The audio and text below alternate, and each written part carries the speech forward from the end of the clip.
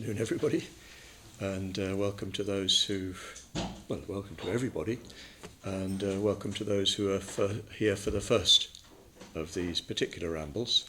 We've been rambling for 2 days already, and obviously I've said quite a lot, and I'm not going to try to catch up everything I've said, but the broad theme that I'm following is the inspiration that founded this centre, founded our order and movement, and that is, for me at least, the principal motivation in my life, which is not the words of the Buddha, not the historical facts of the Buddha, but the Buddha's mind, the Buddha's particular consciousness, which was, at that time, a new kind of consciousness, a consciousness that was especially not focused on self, not focused on I, and that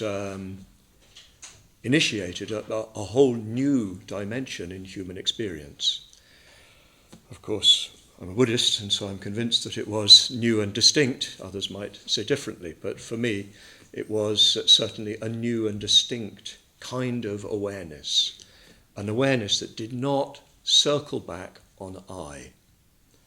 And it's what has motivated the entire Buddhist tradition to this very day, and that not only motivates it in the sense of being what it's drawn towards, but motivates in the sense of animates it.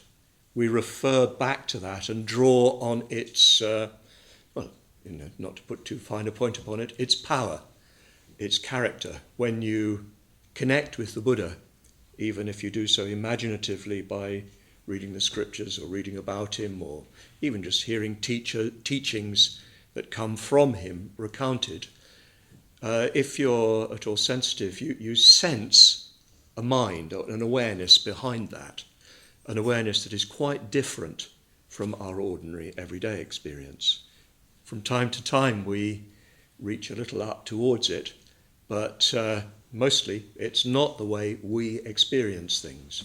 Of course, it's the way we experience things in the sense that eyes are eyes and noses are noses and smells are the same to the Buddha as they are to us. But the whole context of consciousness is radically different.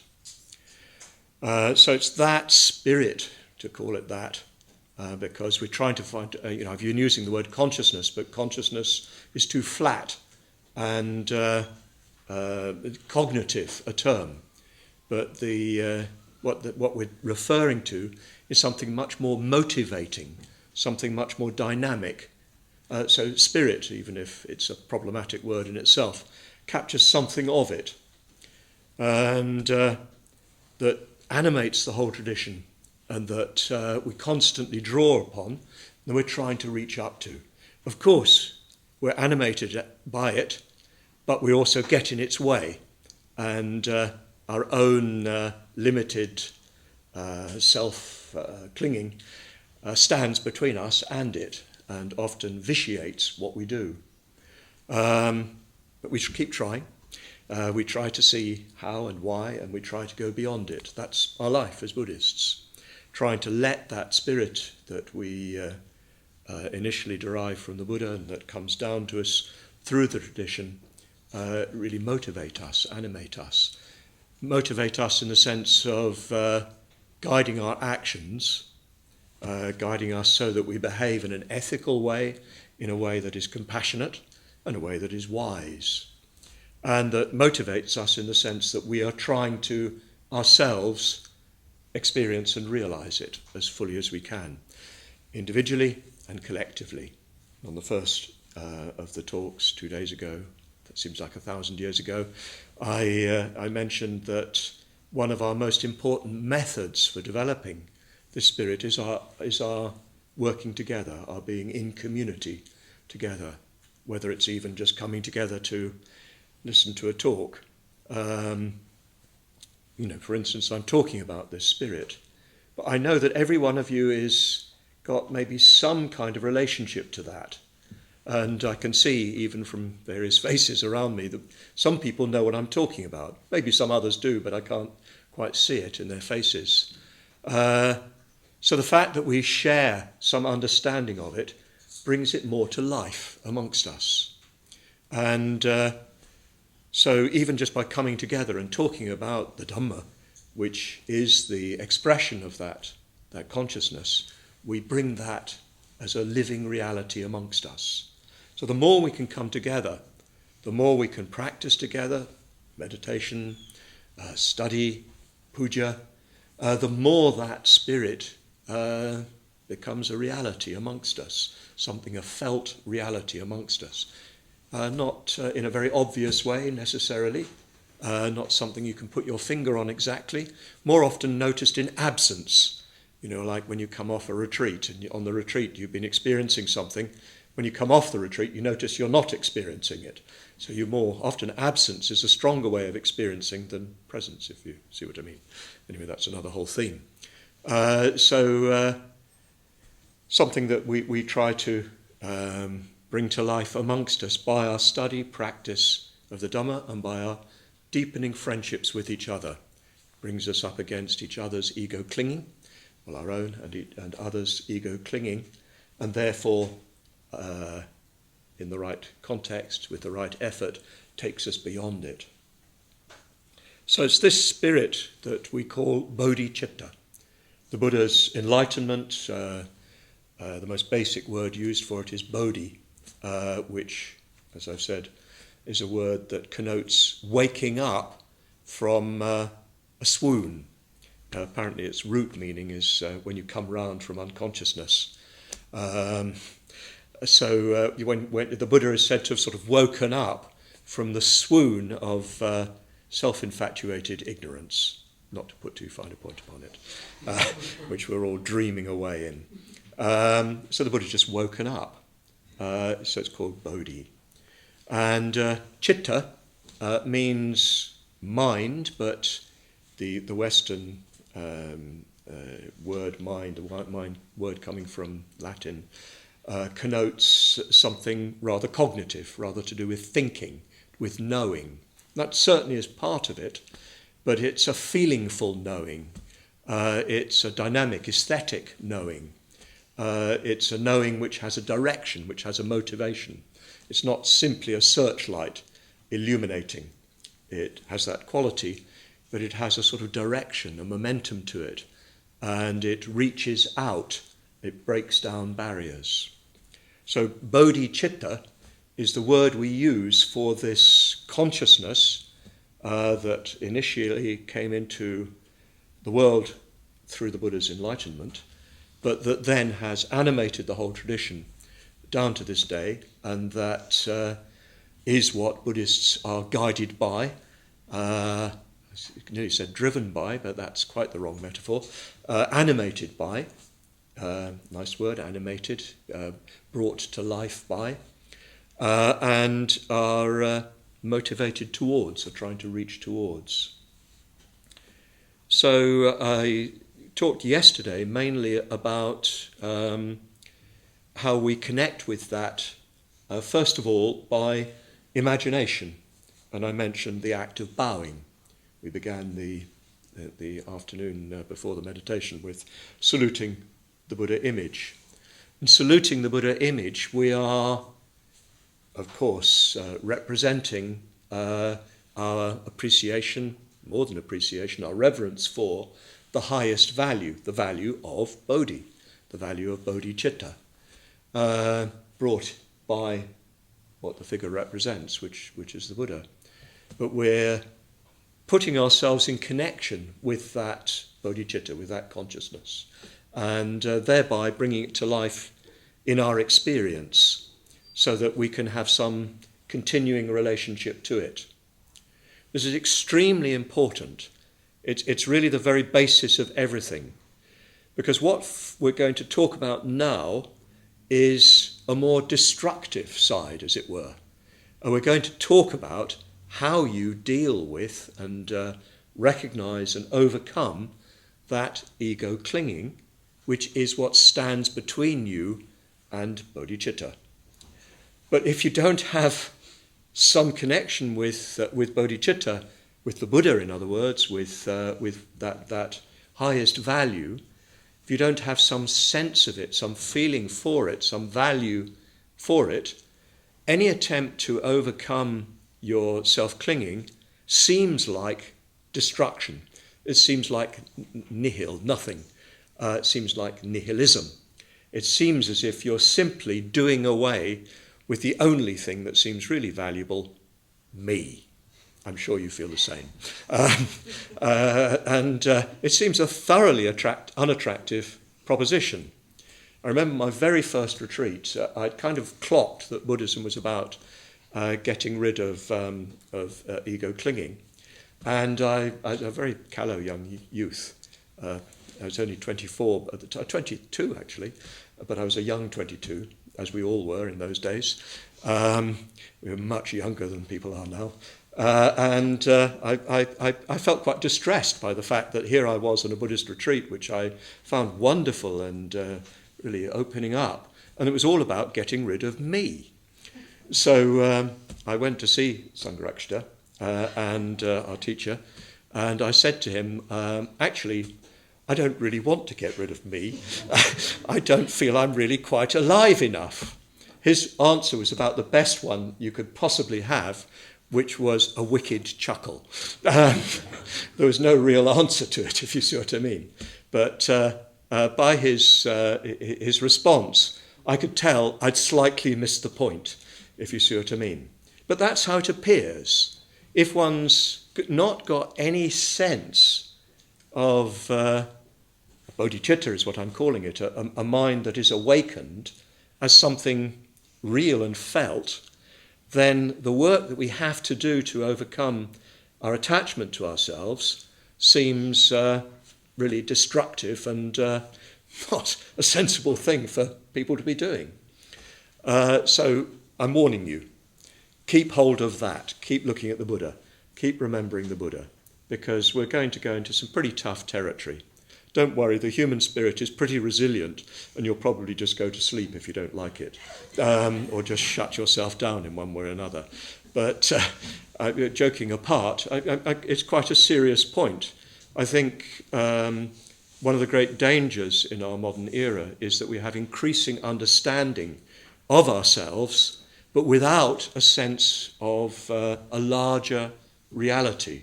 What we might call faith, although that's a very loaded term, but confidence in a reality that is greater than ourselves and that makes our own petty existence meaningful.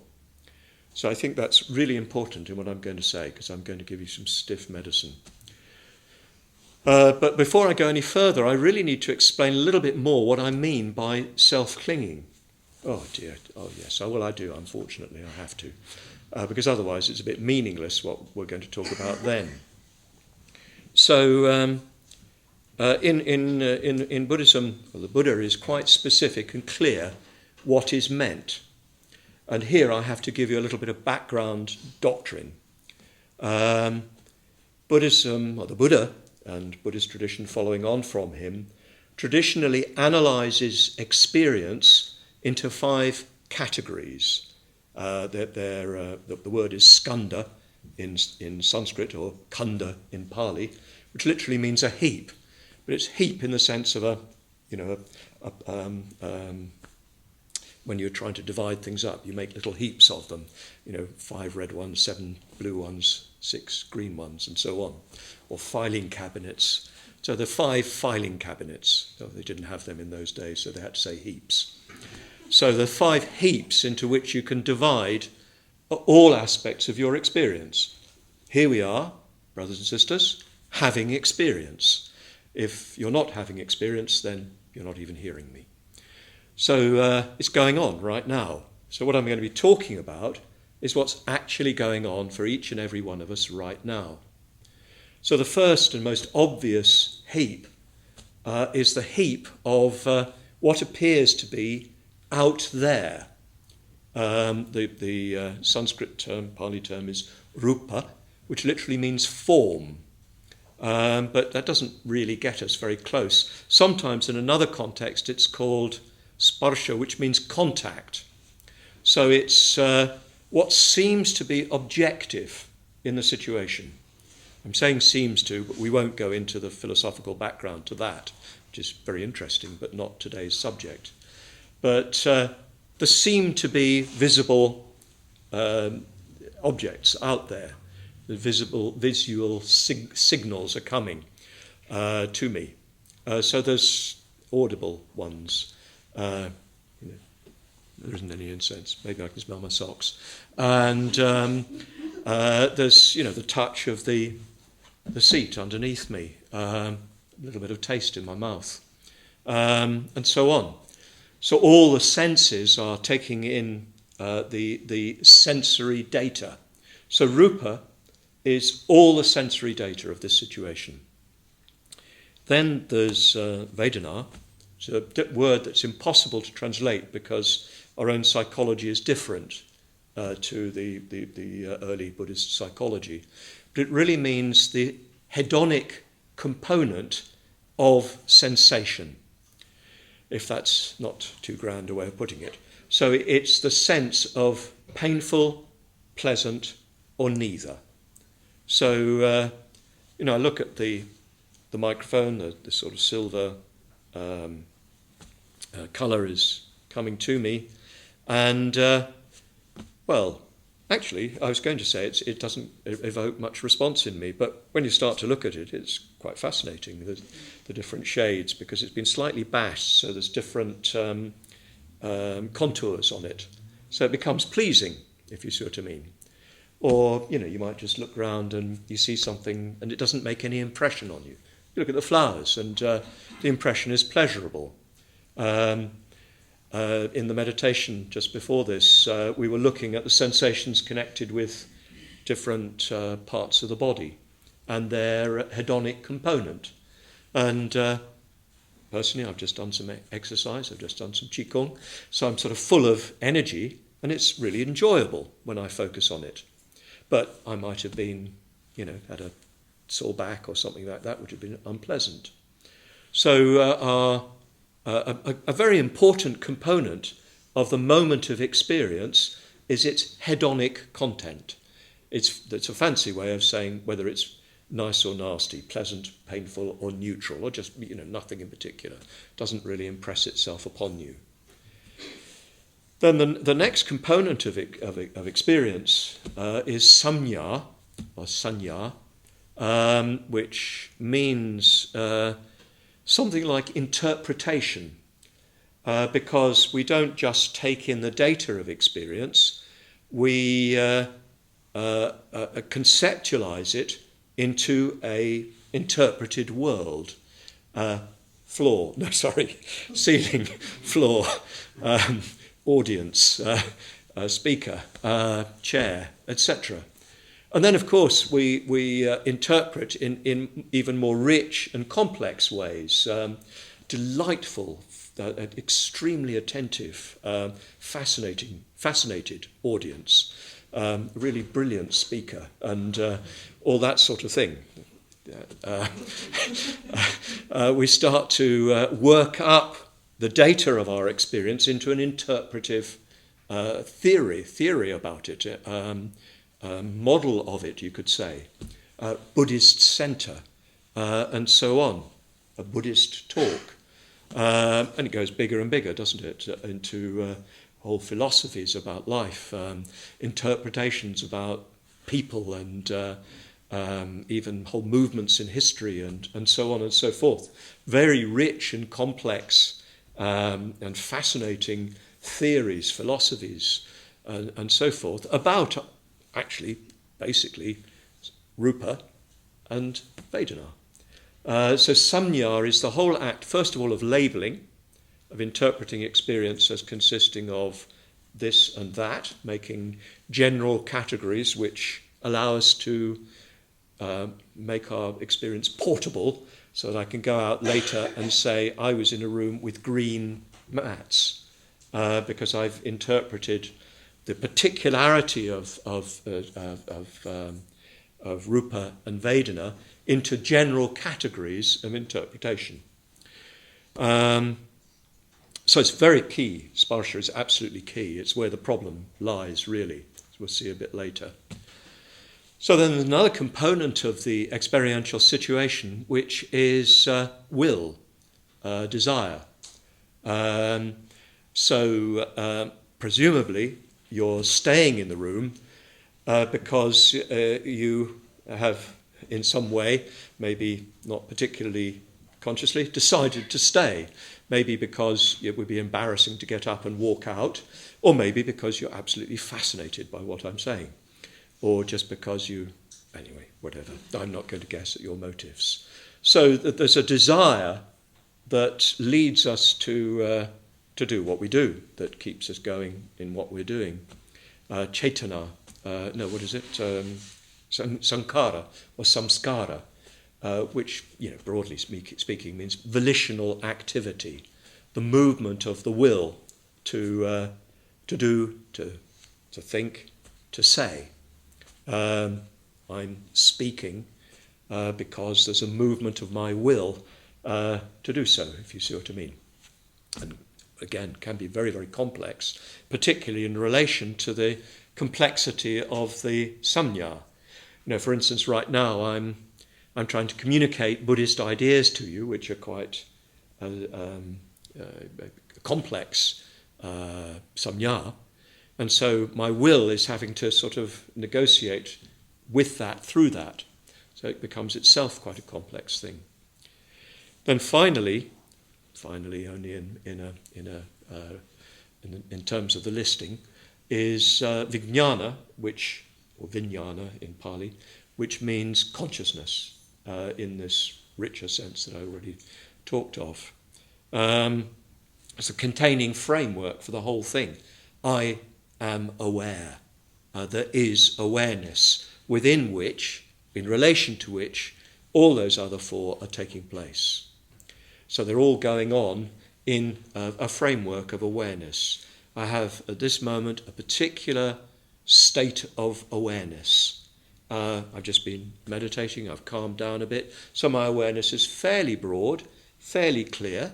I've done some exercise, so my awareness is not dulled by sleepiness or something like that, and so on. So there's a particular kind of consciousness at this very moment for me, and the same for each and every one of you. All of you come from particular situations and places, you're in particular states and so forth. So the consciousness of every one of us will be slightly different, fortunately overlapping enough for us to inhabit a common world.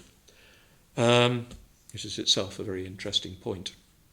So these 5 elements of experience are the totality of the moment. And it's these that we cling to. It's these that are the source of our clinging. So I cling, first of all, to particular sensations connected with what I call my body. So I think of those sensations and their construction in terms of an assembled body notion. I think of them as mine. And I think of those ones out there as not mine. Of course, what may happen is that I include somebody else's body in my identity, if you see what I mean. And I think of somebody else's body as my body in a certain sense. We've all been there. And you take portions of rupa and you build an idea of self upon them. It may not be just bodies. That's a recording machine, and you remember it. So we start to appropriate elements of experience, of the objective dimension of experience, and interpret them as I. It gets complicated, doesn't it? Because I'm saying we experience, but actually the appropriation of these elements of experience as I is the I that appropriates, if you see what I mean. It's nicely circular. Then there are certain feelings, Vedana, hedonic tones, that I think of as mine. For instance, when my toe hurts, I'm really upset about it.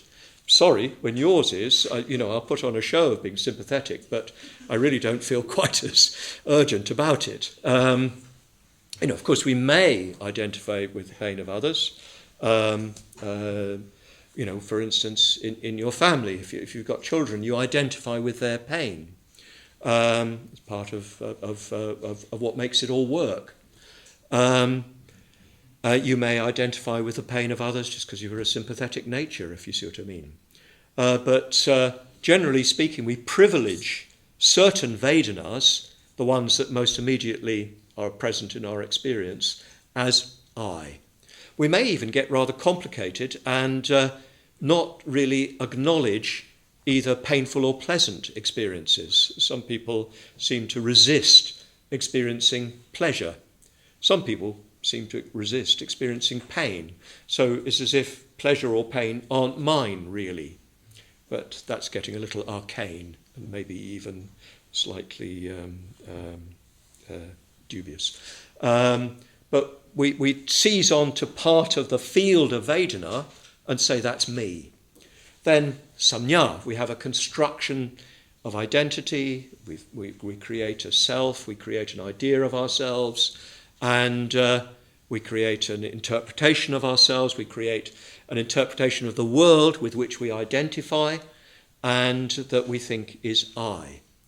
So, for instance, when I'm in India, which, as you know, probably I go to India for 6 months every year, when the English cricket team loses against the Indian cricket team, which it does with boring repetitiveness, I feel a twinge of unhappiness, and I resent my Indian friends for rejoicing. I'm joking, but I'm not joking. It's just a trivial example to show the way in which we identify with a certain sort of construction of the world. What is a nation? What is my nation, as Llewellyn says in Henry V?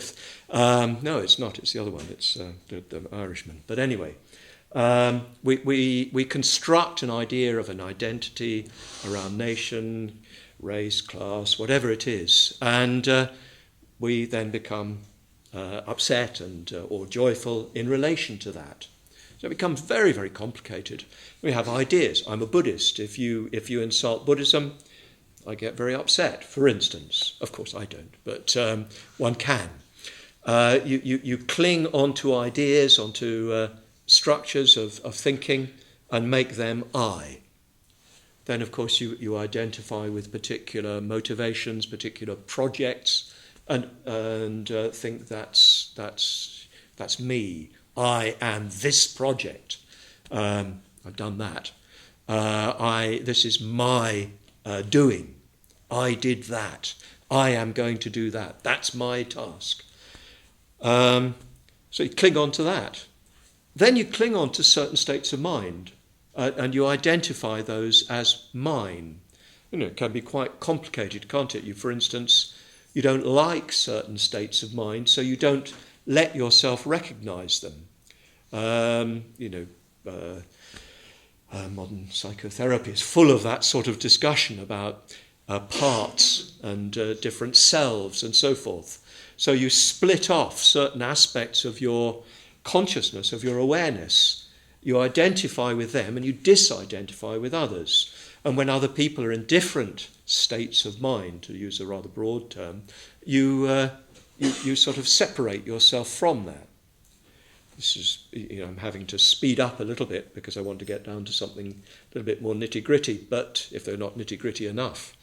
But what the self-clinging is picking out from the totality of the moment of experience elements that are identified as I, therefore are protected, defended, asserted, and can become even destructive of whatever threatens, can, of course, when confronted with others' assertions of their identities through clinging to a certain range of experience, can become conflictive and leads to all sorts of horror that the world is full of. So this is what we're talking about. We're talking about this seizing upon bits of the moment of experience and privileging them and identifying them as unique and special and mine, and alienating other elements of experience and pushing them away, or merely patronising them, as it were, from a great position of self-importance.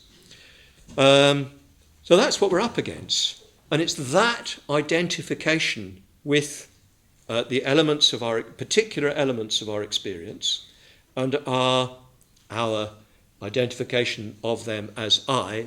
It's really more that they become identified as I, because there isn't an I that's doing the identification. It's very complicated to talk about. But it's the identification itself that is the I, and that then perpetuates through a process of conditioned reaction the business of identification. So it's that the Buddhists dropped. The whole field of experience is simply open. Of course, the Buddha experiences insofar as there's still a body associated with that particular consciousness at that moment. You know, a pin stuck into him will feel more sharply than a pin stuck into somebody else. But it's not privileged, if you see what I mean. The whole field of consciousness is accepted. The whole field of awareness, the whole field of experience is accepted. And consciousness ceases to be my consciousness. There's just awareness. Actually, there is only awareness. The identification of awareness as I is a samnya, it's a construction. Awareness is just awareness. So when we allow awareness simply to be open and accept the whole field of experience, it completely changes its character and it becomes Bodhicitta. So, how do we do it? I gave those who were here yesterday, and quite a few haven't come back, so I'm hoping it's not my fault, gave people a bit of an exercise. The project was to use moments of difficulty as a basis for the path. This is the teaching of mind training in connection with bodhicitta. Whatever difficulties come to you, use them as a basis for the path.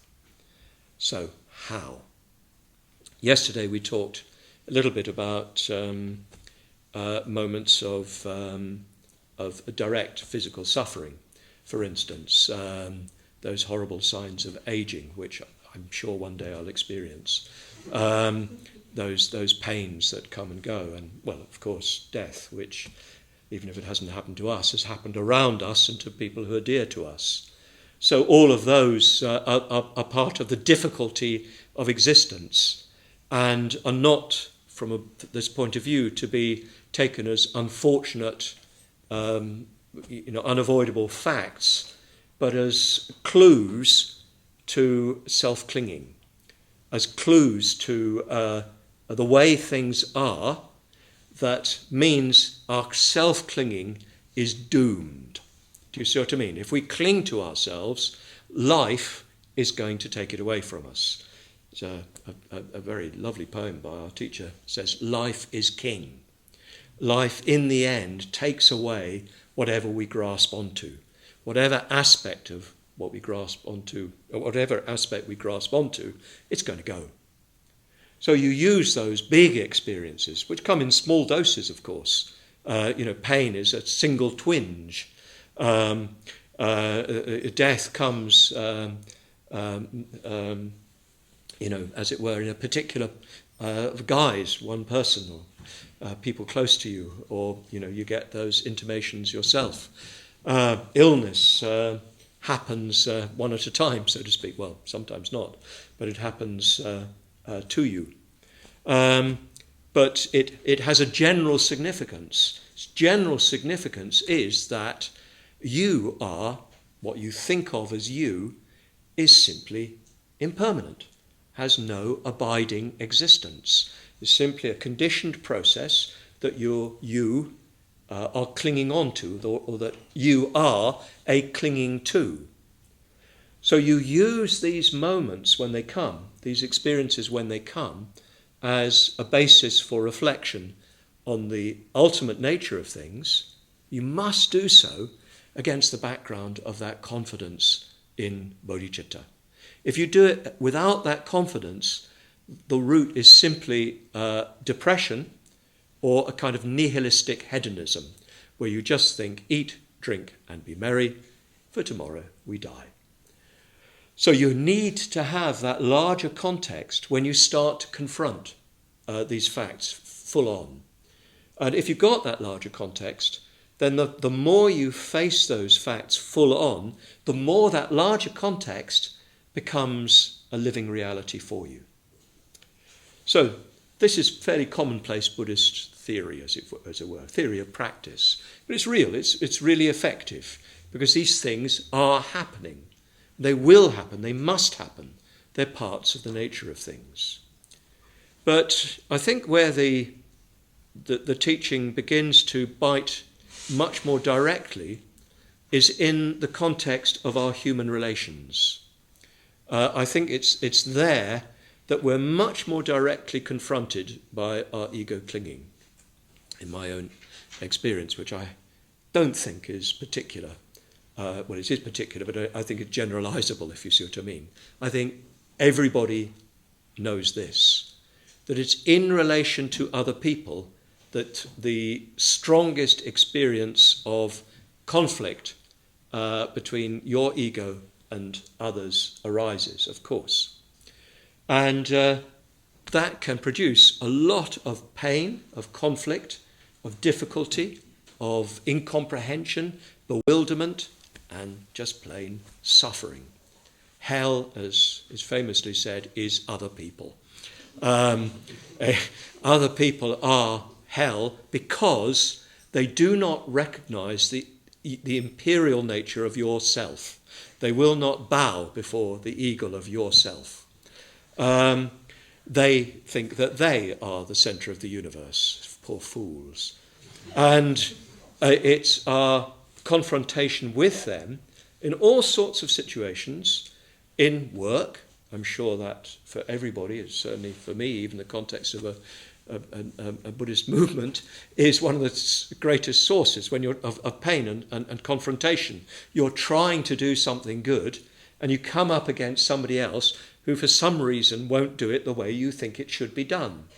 And that is very unpleasant, very painful in human relations, in family relations, in marital relations, in romantic relations. You come up against the fact that the other person is, unfortunately, an independent self with their own volitions and their own character, which doesn't, with the best will in the world, even if you found the perfect man or woman, unfortunately never is completely what they are in your dreams. And they have their own particularity, which comes up against yours. And in our collective life as Buddhists, in our community life, in our working together in our various groupings and so forth, you come up against others who happen to be Buddhists, but are not necessarily congenial to you, I assure you. Just because they're Buddhists doesn't make them my sort of people in a narrow sense. Don't nod your heads quite so vigorously. It's a plain fact, because ego identities are never completely conformable. My construction of my identity is always going to clash with your construction of ego identity. And what the teaching asks us to do here is, when that difficulty arises, not to think of it as something going wrong, to think of it as a clue to the nature of your self-clinging and the nature of reality. Now, this is not to say that they may not be completely wrong. They very often are, in my experience. So it's not about them, if you see what I mean. But even if somebody is completely wrong, even if something is completely wrong, why does it upset me? Why does it upset me so much? You might say it's obvious, because they're wrong. And they may be objectively wrong. But why does it really get me going? Why do I lose sleep? It happens, doesn't it? You can't sleep just because it's so infuriating that they just will not conform to your desire. And they just do not realise. And they may, I've come across in my life at times what I would say is evil. And it does exist. I think people can behave so badly that, it's difficult to think of a word other than evil. I've certainly seen that in certain contexts, particularly in India, where people are really murdering, for instance, out of caste prejudice, and so on. It happens nearer to home too. But, so there is outright evil, which was never trying to condone. This is not about that. That's another question. We have to deal with that in another way. Here we're talking about our own practice, working on ourselves. So even when you're confronted by outright evil, what is your response? What happens within you? Why are you not able to reach out even to the evil with compassion? Which doesn't mean allowing it, it means dealing with it creatively. Because compassion does not mean rolling over and allowing evil to destroy you. What it means is working creatively, even with what I'm rather provocatively calling evil, to try to turn it in a good direction. So why does one not do that? One doesn't do it because one's own clinging, self-clinging, is triggered. And if we want to develop bodhicitta, we've got to use the moment of reaction as a source, as a basis for finding the source of our self-clinging. And let's come away from the most extreme cases. Let's talk about something a bit more obvious and ordinary, the kind of conflict that we have in our ordinary human relations, where there's somebody in the field who is extremely annoying. Not everybody feels like this. I'm prone to it, I'm afraid. But there's somebody around who really just gets your goat. And will not act the way you think they should act. You may be right, they maybe should act like that. But you're confronted by the fact that they will not do what you want. And what you need to do, if you've got the time and you've got the space, is notice the reaction. This is what I call reaction practice. Is one way of talking about this sort of approach to bodhicitta, development of bodhicitta. It's noticing your reaction, noticing the way you get upset, the way you get angry, you get even down, you get lose confidence or lose your sense of grounding, lose your initiative, whatever it is. The situation itself makes you react, because reaction isn't just it's not just anger, it's also collapse, it's also inner collapse. So it's noticing the reaction, and that's the first step, is noticing the reaction as a reaction.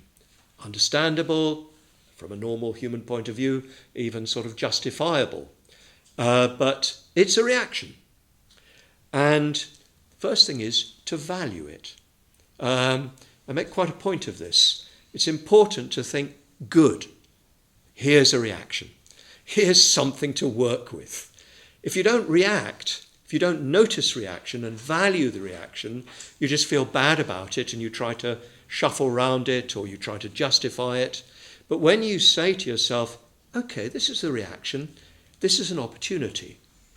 This is what the teaching is about. It's about valuing the opportunity that difficulties create for you to practice transforming yourself.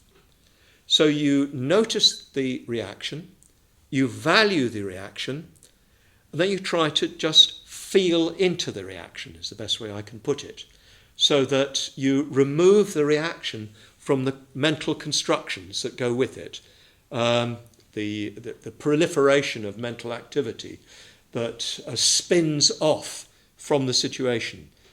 She's like this, he did that, it's because of this, it's because of that, if only this, if only that. You know, there's a whole welter of thoughts that just proliferate in your mind. So you notice what's going on, you notice what reaction feels like. I notice, for instance, I'm prone to irritation. I notice the symptoms of irritation, slight acceleration of my heartbeat, a slight sensation of adrenaline, sometimes a big sensation of adrenaline flowing through me, even sometimes a reddening of my face. My Indian friends find this very funny. They can tell my moods really quickly. It's the curse of the white skin. Noticing the slight heat in the face and so on. So you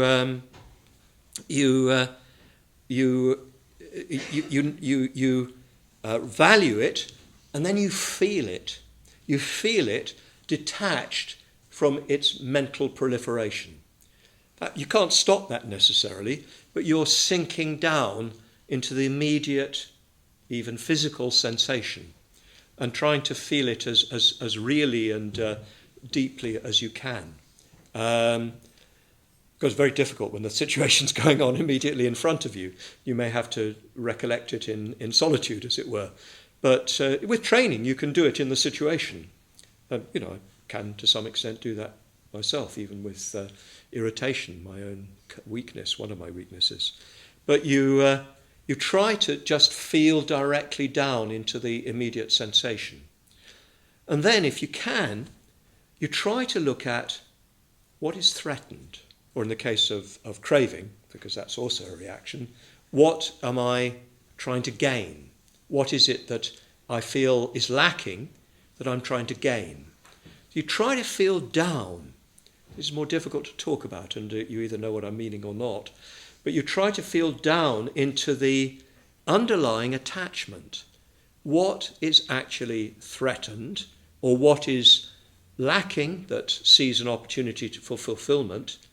And in seeing that some aspect of your clinging to identity is threatened, or has a gap in it that you see an opportunity to fulfill, or to fill rather, or to solidify.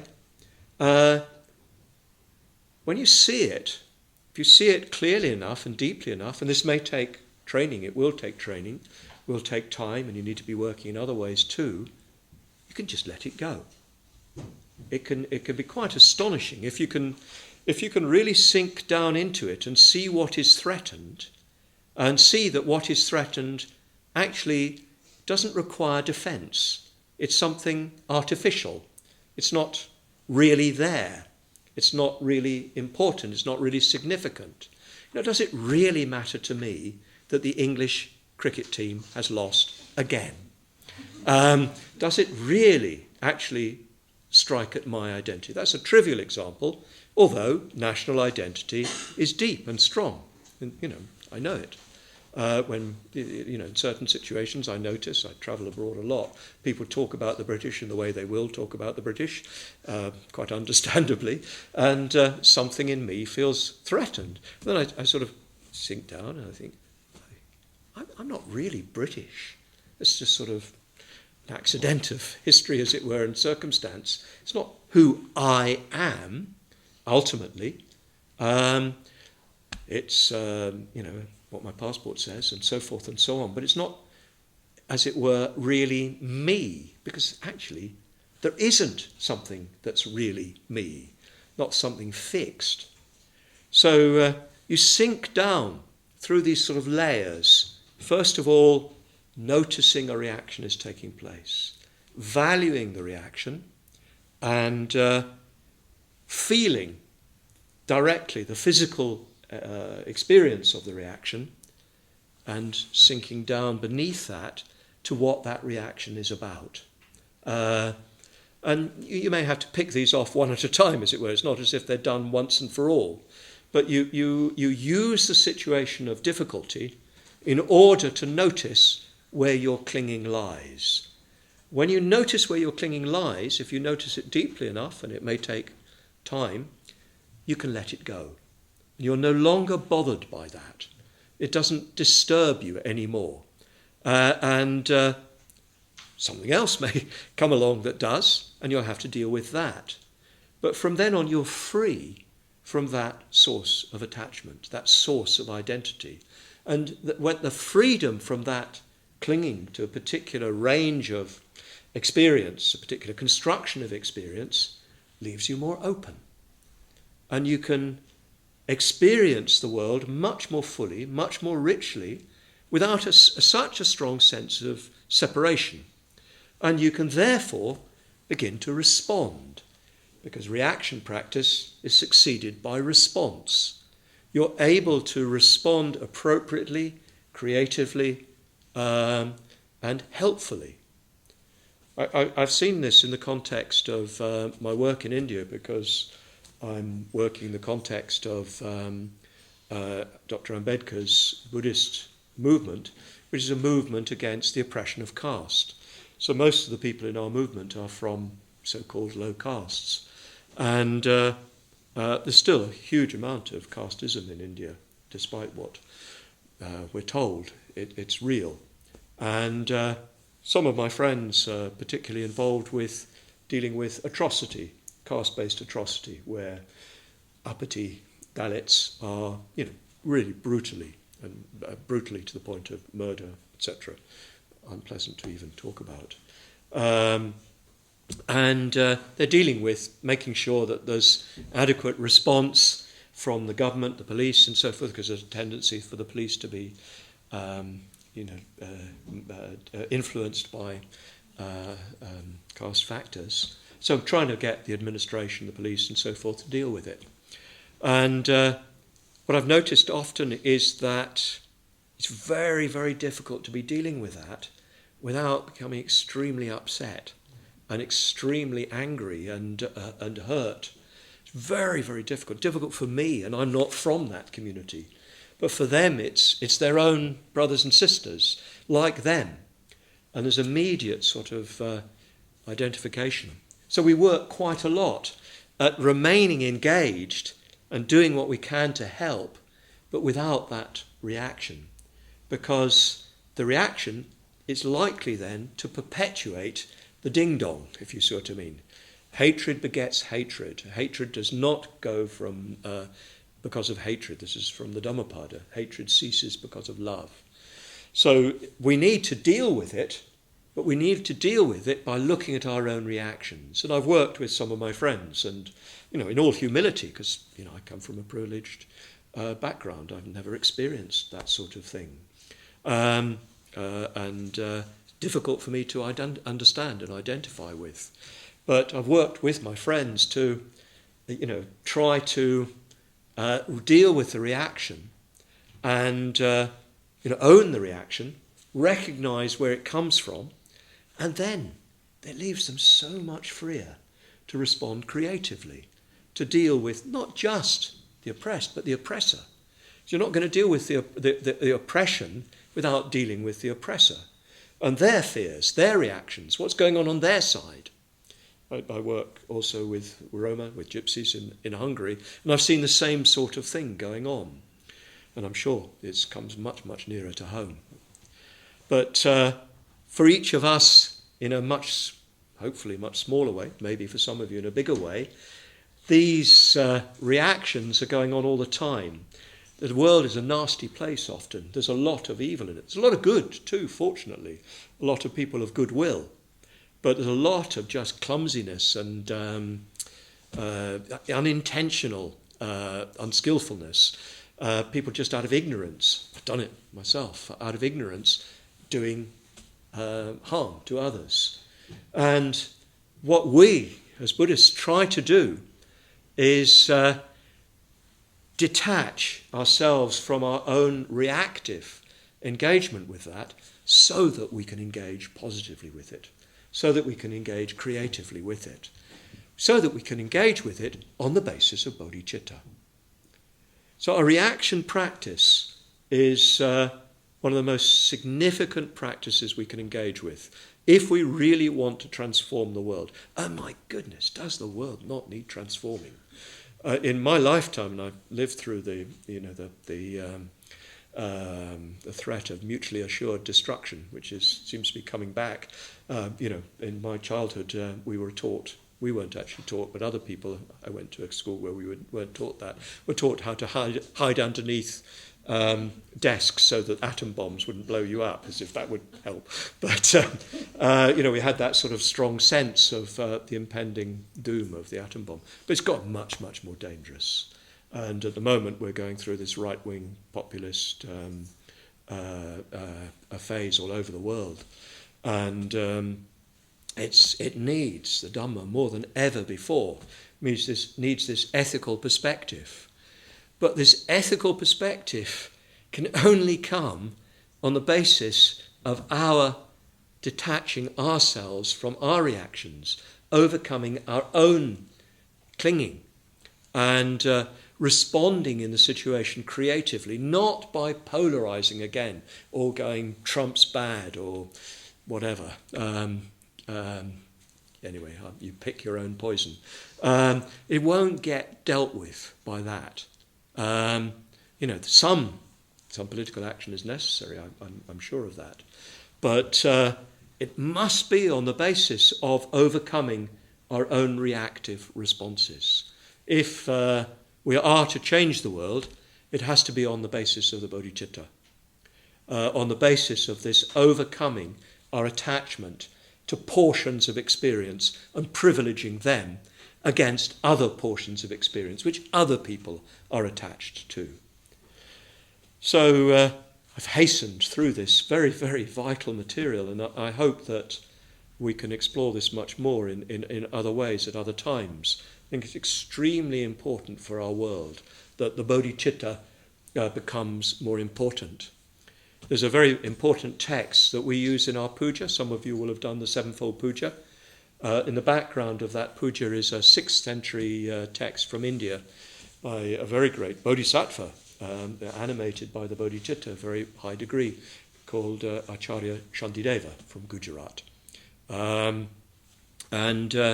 In the Bodhicharya Avatara, from which the puja is taken, he says something like, the power of the evil is very great, and the power of good is quite small and weak. So you can do something to meet evil from time to time. But because of the power of ego clinging, evil is constantly reinforced. Unskillfulness, accidental evil often, is just reinforced. It's sort of inevitable in things. And the only thing that can overcome it, he says, by what power can evil be overcome than by bodhicitta? That is, by our lessening our self-attachment, by entering into an empathic, a compassionate relationship to the whole field of our experience, and thereby acting creatively within it. Bodhicitta is not passivity.